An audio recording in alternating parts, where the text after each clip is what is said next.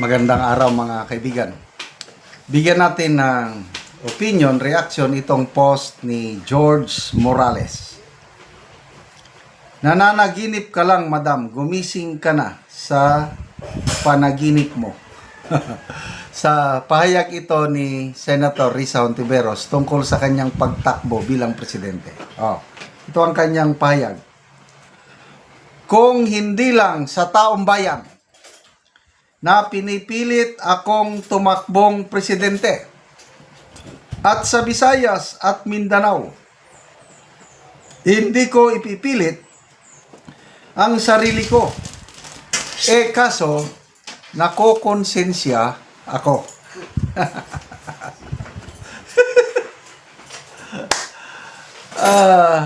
So,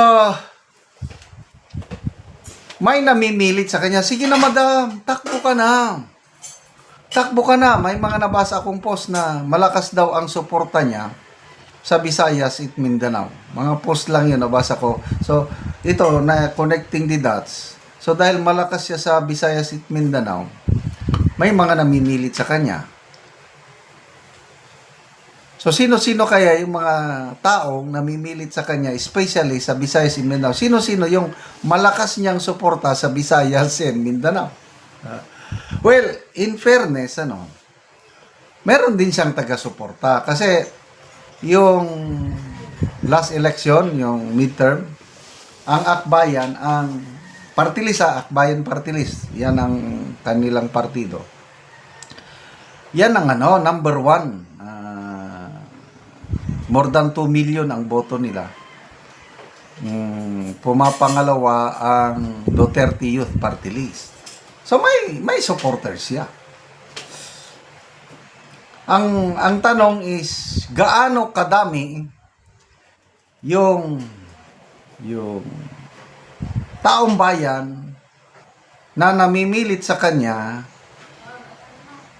na kaya ba itong ipanalo siya bilang presidente? Yun ang tanong. Meron talaga. Naniniwala ko may namimilit.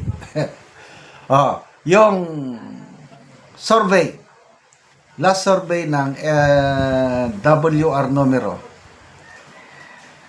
If my memory serves me right, si VP Sara 31% nangunguna, voters preference.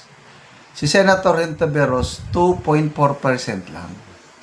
So, siguro, yung namimilit sa kanya, yung 2.4%. Na, ma'am, kaya mo yan. Example, sinong mga bilib sa kanya? Si Richard Hidarian. Si Trillanes. Yan, bilib sila kayo, Siya daw ang pag-asa natin, si Congresswoman De Lima. Bilib sila kay Senator Risa Hontiveros. And of course, mga kakamping, mga yan. Kaya lang, ang tanong po, yung mga namimilit sa inyo, Honorable Senator, are they enough to propel you, to bring you to Malacanang? Again, ulitin ko yung survey, 2.4% lang ang kanyang voters preference. Ano pa? Yung sino ang pambato ng kakamping? Malaking question pa yan. Kung si Madam Leni ba o siya o si Bam Aquino. Sa reorganization ng Liberal Party, lumalabas, wala na doon si Madam Leni, parang nagpahinga na o kontento na si ex-VP Leni doon sa Naga at parang ayaw niya na ng national politics. Parang ganon. But I'm not sure, kasi si Senator Pangilinan, may post akong nabasa, sabi niya na hihikayatin natin, let us convince the former Vice President to run for President. And I agree. Kasi sa mga surveys, again, WR numero, yung naunang survey nila, nangunguna si VP Sara, I think 31% o 33%, Pumapangalawa si BP Lini, 19%. Itong latest, bumaba si BP Lini, naging 13% na lang. Yeah, 13. Samantalang si BP Sara, ganun pa rin, 31 o 33. Kung gusto ng mga kakamping nga mas mataas ang chances nilang manalo, it should be ex-BP Leni ang ikandidato nila. Kasi kung si Hontiveros, mas mahina siya. Bala sila. Kung si Trillanes naman ang pakikinggan natin, dapat magkaisa daw ang mga kakamping at saka Marcos camp. Pag-isahin nila yung mga kandidato nila, puwersa nila para may pag-asa silang talunin si BP Sara. May narinig napanood akong interview, Trillanes and Pinky Web ba yun?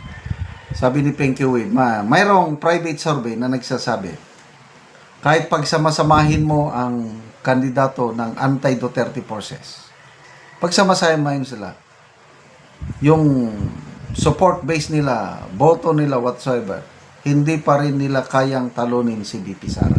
Anong masasabi mo? Sabi ni Pinky Web. Hindi ako naniniwala dyan, sabi ni Trillanes. Hindi yan totoo. Wow. Talagang very, very confident si Trillanes. So, this is our last chance, sabi ni Trillanes, itong 2026. Pag hindi natin natanggal si BP Sara by this year, wala na. Hindi, unstoppable na siya. Hindi na siya, kasi malapit ng election sa 2027. Wala nang gustong magpa-impede sa kanya. So, this is their last chance. So, good luck po, Senator Risa Hontiveros.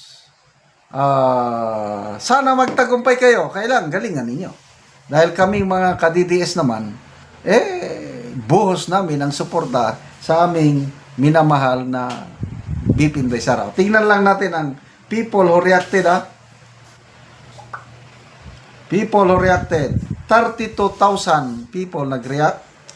31,000 ang tumatawa. 360 ang galit. 294 lang ang nag-like sa pahayag ng senadora. Salamat mga kaibigan sa inyong pagsubaybay sa ating channel. Nakakatulong kayo ng malaki sa tribong Talandig ng Bukidnon dahil ang sweldo natin sa channel na ito pantulong sa tribo. Namimigay tayo ng libreng yero at pako sa kanila para makapagpatayo sila ng mas maayos na tirahan. Panoorin nyo ang video na ito. Karon mo na yung matagaan si Kuya Ogiero kay makatup siya.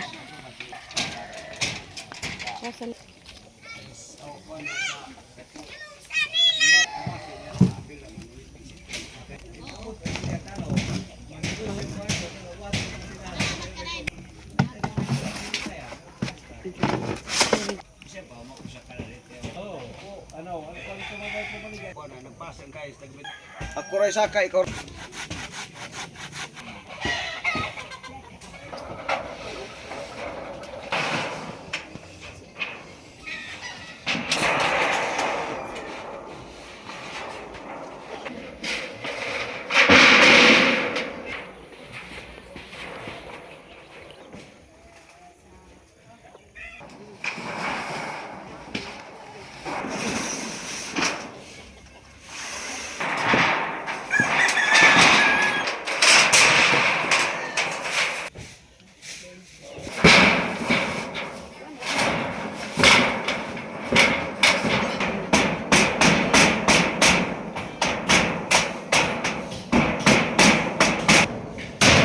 Nahuman na yun ang balay nila Kuya. So, lindot na. So, streamline lang siya nga balay. So, nahuman na yun o atop. So, makita nimo nga lindot na kayo.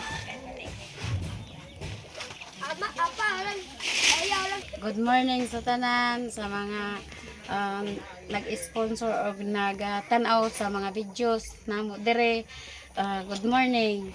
ug sa nagpasalamat ko sa mga vlogger ug sa tanan nga nagtan-aw ni. Good morning sa Ginoo nga gitagaan mi niya nga naay ginagamit nga mga tao para sa pagsuporta diri sa mga kahimo kami. Salamat, God bless sa tanan.